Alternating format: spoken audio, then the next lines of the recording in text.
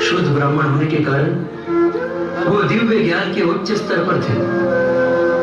इसीलिए उन्हें किसी भी भौतिक चीजों की आवश्यकता नहीं थी। उनकी पत्नी भी कभी अपने बारे में नहीं सोचती थी, लेकिन अपने पति के लिए हमेशा चिंतित रहती थी। मेरे प्रिय स्वामी, मैं जानती हूँ कि आप भगवान श्री कृष्ण के व्यक्तिगत मित्र हैं और उनके भक्त भी हैं। और भगवान तो अपने भक्त की सहायता करने के लिए सदैव तत्पर रहते हैं। यदि आप सोचते हो कि आप उनके भक्त नहीं हो, तो भी उनके शरणागत तो हो ही। और भगवान तो शरणागत जीव के संरक्षक हैं। और ब्राह्मणों के प्रति तो वे अत्यंत उदार हैं। इसीलिए मैं चाहती थी कि आप उनके पास द्वारका जाइए। वह हमारी इस गरीब अवस्था को अवश्य पहचान लेंगे। मुझे पूरा विश्वास है कि वह आपको कुछ भी भौतिक लाभ देने से बिल्कुल हिचकिचाएंगे नहीं।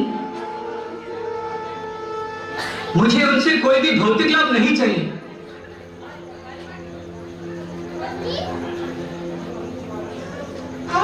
पर उन्हें सब कुछ ज्ञात है।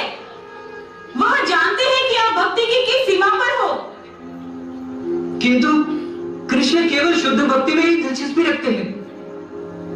उन्होंने हमें जो भी दिया है उसमें मैं पूरी तरह से संतुष्ट हूं। वैसे भी क्या हम शांति से जी नहीं रहे हैं? रहने के लिए घर नहीं है, खाने के लिए भोजन नहीं है। है, पर पर्याप्त मात्रा में नहीं। आप अपने आप को ही देखिए, कितने दुर्बल लग रहे हैं। कई बार तो इस दुर्बलता के कारण आप ठीक से खड़े भी नहीं रह सकते। मैं सिर्फ शरीर नहीं हूं। किंतु भगवान की भी यही इच्छा होगी। जीवन की आवश्यक चीजें तो मिले। कृपया आप द्वारका जाइए। अब मैं आपको इस अवस्था में नहीं देख सकती। मैं आपसे भीख मांगती हूँ, कृपया आप द्वारका जाइए। नहीं देख सकती मैं ये सब, नहीं देख सकती। ठीक है, मैं जाऊंगा। भगवान श्री कृष्ण के साक्षात दर्शन तो कर लूंगा। हाँ, यही सही है। आपके लिए बहुत अच्छा होगा। किंतु मैं उनके पास कुछ भी नहीं मांगूंगा, बल्कि मैं ही उनके लिए कुछ ले जाऊंगा। लोग कहते हैं किसी मित्र के घर जाओ तो खाली हाथ नहीं जाते। कुछ नहीं तो कम से कम 5 सुपारी तो लेकर जाना चाहिए। पर वसुंधरी, हमारे पास 5 सुपारी भी नहीं है। हाँ, 5 सुपारी भी नहीं है। जाते ही कृष्ण पूछेंगे, मेरे लिए क्या लाए हो? भाभी ने मेरे लिए क्या भेजा? इन सबका मैं क्या उत्तर दूंगा वसुंधरी? क्या उत्तर दूंगा? अब क्या करें? हमारे पास तो कुछ भी नहीं है। हाँ, हम क्या करें? हमारे पास कुछ भी नहीं है। अब क्या करें वसुंधरी, क्या करें? रुकिए, रुकिए, मैं अभी आई। वसुंधरी,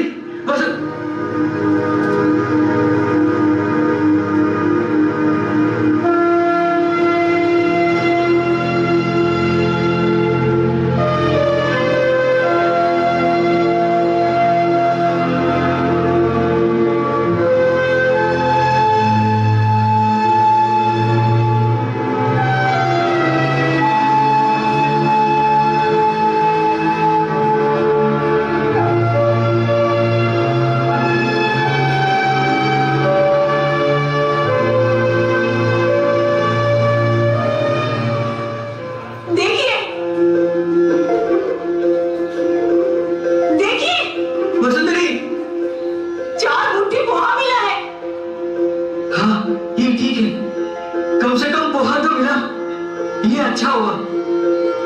मैं अभी आती हूँ। लीजिए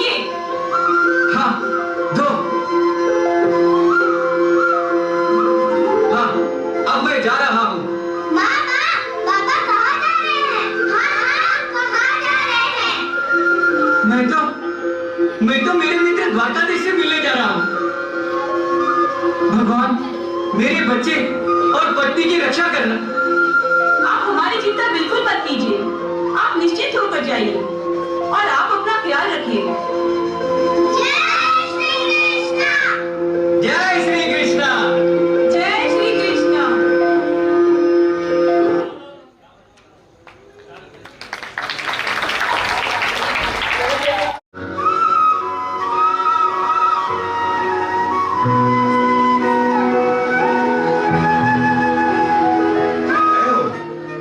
कहो द्वारपाल, क्या संदेशा लाए हो?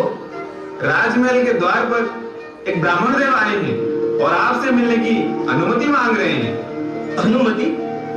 द्वारपाल, ब्राह्मणों को मुझसे मिलने के लिए अनुमति की क्या आवश्यकता? द्वारिका नगरी का राजप्रसाद ब्राह्मणों और संतों के लिए सदैव खुला है। किंतु यह ब्राह्मण अजीब सा है, न इसके पैरों में खड़ा हुआ है, न सर पे पगड़ी है और उसकी धोती पूरी फटी हुई है। द्वारपाल, क्या ब्राह्मण होने के लिए इन सब बातों की आवश्यकता है? नहीं, किंतु वो पागल लग रहा है। क्यों? ऐसी क्या बात है?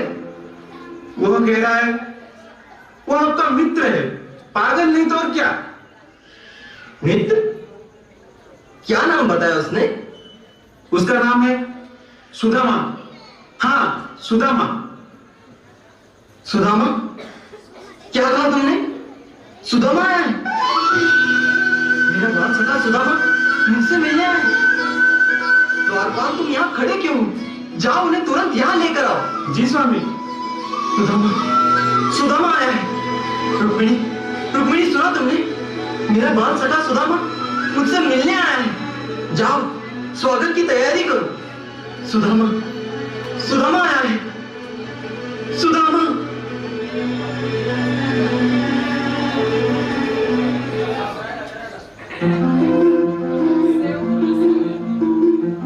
सुदामा, कृष्णा। सुदामा, मैं मित्र।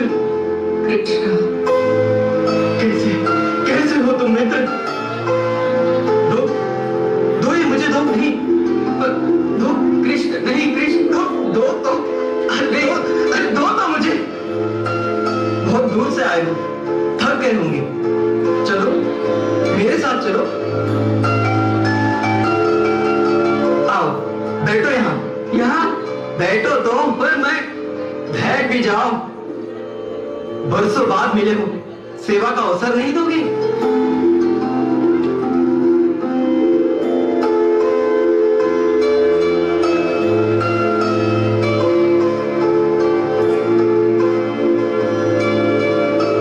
मुझे समझ में नहीं आ रहा है द्वारकाधीश इस दरिद्री ब्राह्मण की सेवा क्यों कर रहे हैं। ये बाहरी रूप से धंधा दरिद्र दिख रहा है, ये कोई सामान्य ब्राह्मण नहीं है। निश्चित रूप से बहुत बड़े पुण्य कर्म किए होंगे, नहीं तो द्वारकाधीश उनकी इतनी देखभाल क्यों करते? स्वयं द्वारकाधीश उन्हें बड़े ही आदर से ले आए। द्वारकाधीश ने उन्हें आलिंगन भी दिया, जबकि उनके आलिंगन के अंदर केवल रुक्मिणी और बलराम ही होते हैं। इतना ही नहीं, द्वारकाधीश ने उन्हें अपने आसन पर बिठाया है। इसका मतलब है वो उनके कोई खास मित्र है। सुदामा, हमारे गुरुकुल के दिन निश्चित ही तुम्हें याद होंगे। हम दोनों गुरुकुल में साथ में रहते थे। आहा, क्या दिन थे वो।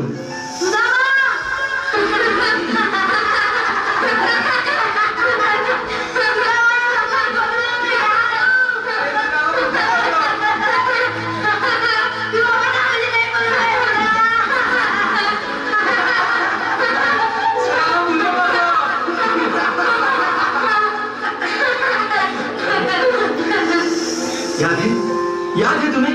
एक दिन गुरु पत्नी के आदेश पर हम जंगल में सरपण लाने के लिए निकल पड़े।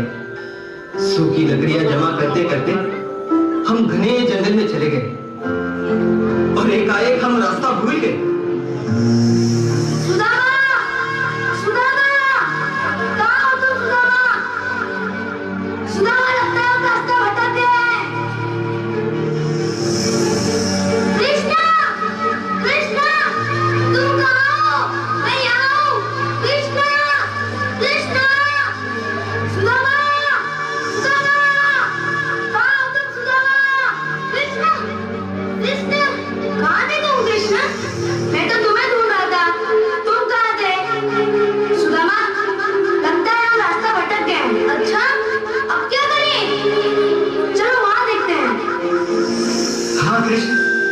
मुझे याद है, सूखी लकड़ियां जमा करते करते हम घने जंगल में चले गए। बहुत ही अंधेरा हो गया था। अचानक से तूफान भी आ गया। आकाश में काले बादल छा गए। सुदामा, लगता है जोरों की वर्षा होने वाली है। तेज हवा भी चल रही है। बिजली चमकने लगी, जोरों की वर्षा होने लगी।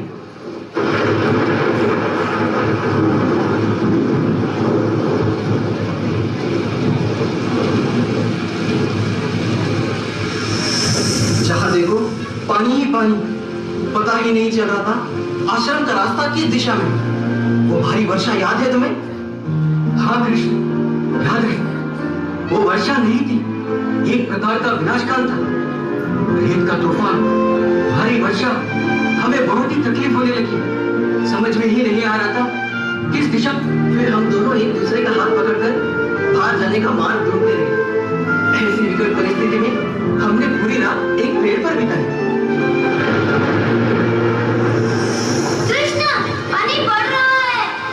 हाँ, अब क्या करें? चलो उस पेड़ पर चढ़ते हैं। हाँ, चलो चलो। सुदामा संभल कर, लकड़ियां नीचे मत गिराना।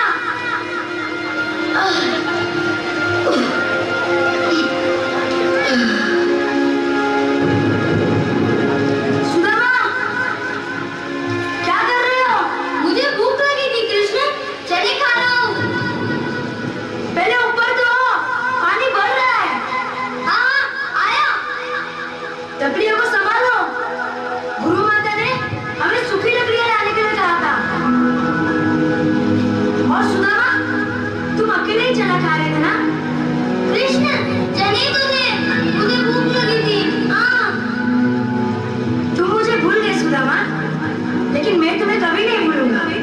कभी नहीं भूलूंगा। कभी नहीं। प्रातः काल में जब हमारे गुरुदेव को हमारे अनुपस्थिति का पता चला तो उन्होंने शिष्यों को हमें ढूंढने के लिए भेजा। वे स्वयं उनके साथ निकले। जब वो जंगल में आए तब उन्होंने हमें उस दुखी अवस्था में देखा और बड़े ही सहानुभूति से उन्होंने कहा, प्रिय बच्चों, यह प्रशंसनीय बात है कि तुमने मेरे लिए इतना कष्ट उठाया। हर एक व्यक्ति सबसे पहले अपने शरीर के बारे में सोचता है, पर तुम दोनों अपने गुरु के प्रति इतने प्रामाणिक हो कि अपने शरीर की सुविधा के बारे में बिना विचार किए तुमने मेरे लिए इतना कठिन कार्य किया। इसलिए मैं अत्यंत प्रसन्न हूं। प्रामाणिक शिष्य के लिए अपने गुरु के ऋण से मुक्त होने की यही एक विधि है। शिष्य का यह कर्तव्य है कि वो अपने गुरु को अपना संपूर्ण जीवन प्रदान करे।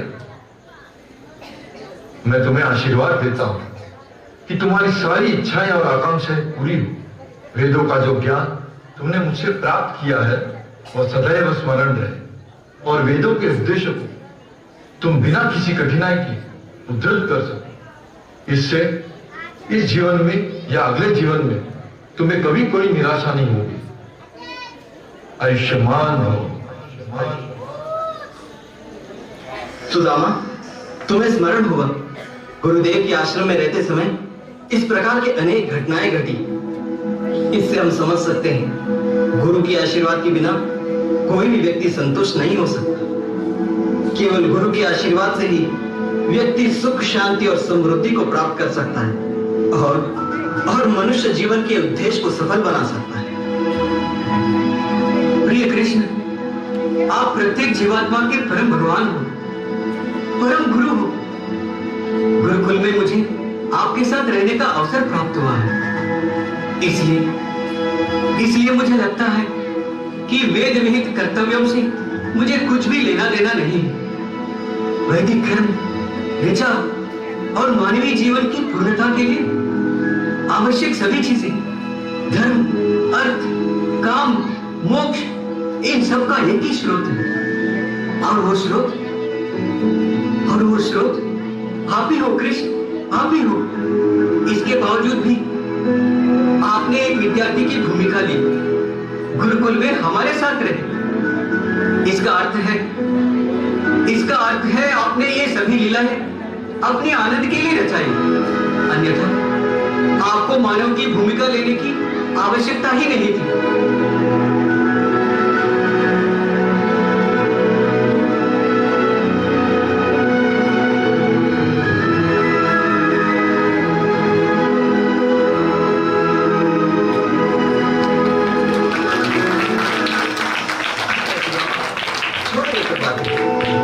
ये तो बताओ, तुम मेरे लिए क्या लाए हो?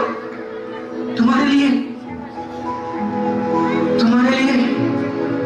तुम्हारी पत्नी ने अवश्य ही मेरे लिए कुछ खाद्य पदार्थ भेजे होंगे। अपने घर से मेरे लिए तुम अवश्य ही कुछ लाए होंगे। ऐसे तो मुझे किसी भी वस्तु की आवश्यकता नहीं है, परंतु यदि मेरा भक्त प्रेम भाव से मुझे कुछ अर्पित करता है, चाहे वो वस्तु कितनी भी उपेक्ष हो, मैं उसे बड़े आनंद से स्वीकार करता हूं। इसके विपरीत यदि कोई अभक्त चाहे अत्यंत मूल्यवान वस्तु मुझे अर्पित करे, मैं उसका स्वीकार नहीं करता। यदि मेरा शुद्ध भक्त एक फल, फूल, छोटी पत्ती या थोड़ा सा जल जैसे नगण्य वस्तु भी मुझे अर्पित करता है, तो मैं सिर्फ उसका स्वीकार ही नहीं करता, परंतु आनंद पूर्वक उसका सेवन भी करता हूं। सुदामा, बताओ तो मुझे, क्या लाए हो मेरे लिए? बताओ सुदामा, बताओ। नहीं, मैं नहीं। ऐसी तुच्छ वस्तु को मैं कृष्ण के प्रति कैसे अर्पित कर सकता हूँ? चलो जल्दी तो मुझे बताओ, क्या लाए हो? बताओ। नहीं कृष्ण, बताओ तो सही। लाओ बताओ। नहीं।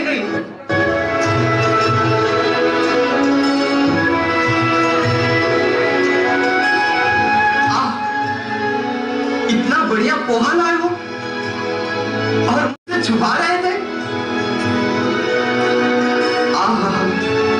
क्या बढ़िया पोहा है। पोहे की इतनी मात्रा केवल मुझे ही नहीं, संपूर्ण सृष्टि को संतुष्ट करेगी।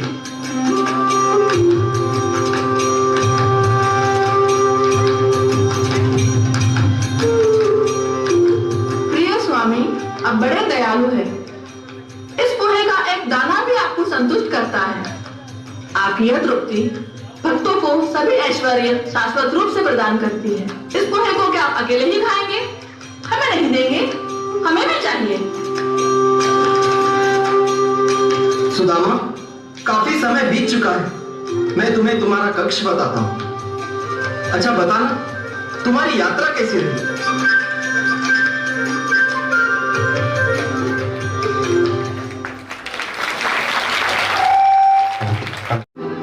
अपनी छाती से लगाकर आलिंगन दिया। मुझे थका हुआ देखकर रुक्मिणी देवी ने मेरी सेवा की। उन्होंने अपने उच्च स्थान की ओर भी ध्यान नहीं दिया।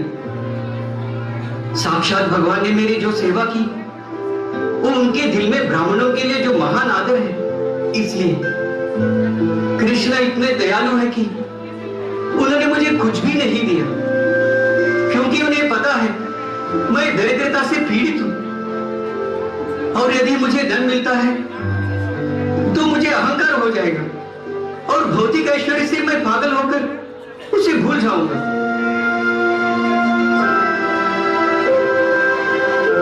ऐसे सोचते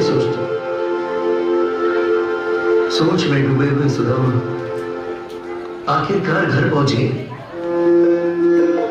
वहां जाकर देखा तो सब कुछ बदल गया था। उनकी कुटिया की जगह एक सुंदर महल था।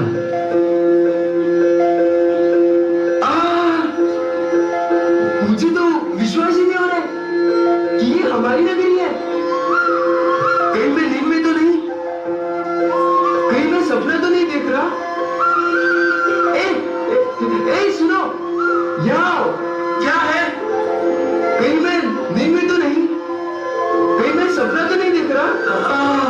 मुझे भी पहले ऐसे ही लगा था कि मैं सपना देख रहा हूँ, कि मैं नींद में हूँ।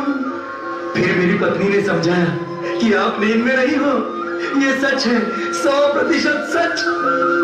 तुम चलो फिर उत्सव मनाते हैं। उत्सव मनाते हैं। देखो तो अपनी नगरी कितनी सुंदर लग रही है। ऐसे लग रहा है हम किसी दूसरी नगरी में आ गए। चलो चलो जल्दी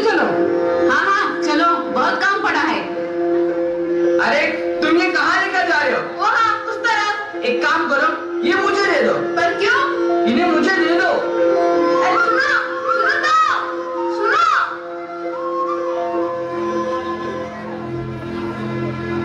ये कैसे बदल गया? ये सब कैसे बदल गया? ये किसका महल है? यदि ये वही जगह है जहां मैं रहता था, तो ये सब कैसे बदल गया? सुदामा, आप आ गए, धन्य हो गए हम। अरे सुनिए सुनिए, सुदामा जी आए। बाबा आ गए, बाबा आ गए, बाबा आ गए, बाबा आ गए, बाबा आ गए, मामा देखो बाबा आ गए, बाबा आ गए। अरे वसुंधरी, ये सब कैसे हुआ? ये बदलाव कैसे हुआ वसुंधरी? ये बदलाव कैसे हुआ? मुझे कुछ पता नहीं स्वामी, मुझे कुछ भी पता नहीं। मैं तो हमेशा गरीब था। मेरे मित्र भगवान कृष्ण की कृपा दृष्टि के बिना कोई भी दूसरा कारण मुझे नहीं दिखता। भगवान भक्त के हृदय को जानते हैं। जब भगवान को भक्त बड़े प्रेम से थोड़ा भी कुछ प्रदान करते हैं, तो भगवान बड़े आनंद से उसका स्वीकार करते हैं। मैंने तो उन्हें सिर्फ एक मुट्ठी भर पोहा दिया था। उसके बदले में उन्होंने मुझे ऐसा ऐश्वर्य दिया जो स्वर्ग के राजा इंद्र से भी ज्यादा है। इसलिए मैं प्रार्थना करता हूं कि मैं हमेशा निरंतर उनके चरण कमलों की भक्ति करूं।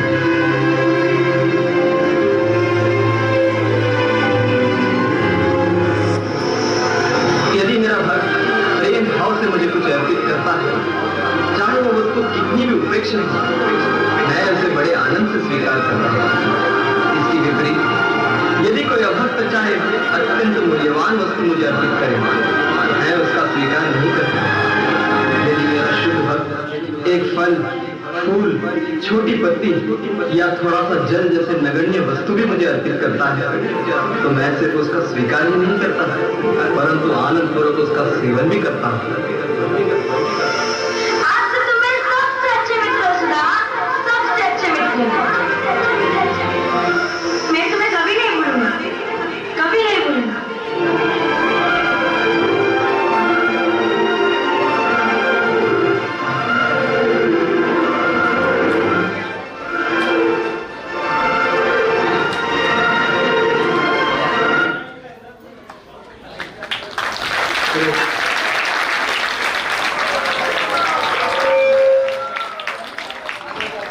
जोरात टाळ्या वाजवा, इतकी सुंदर नाटक आहे.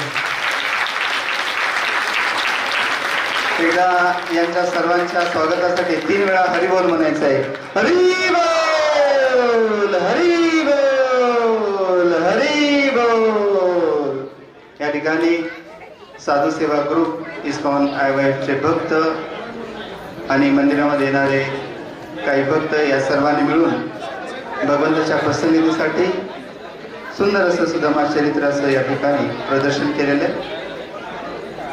भगवान द्वारकाधीश की, रुक्मिणी द्वारकाधीश की.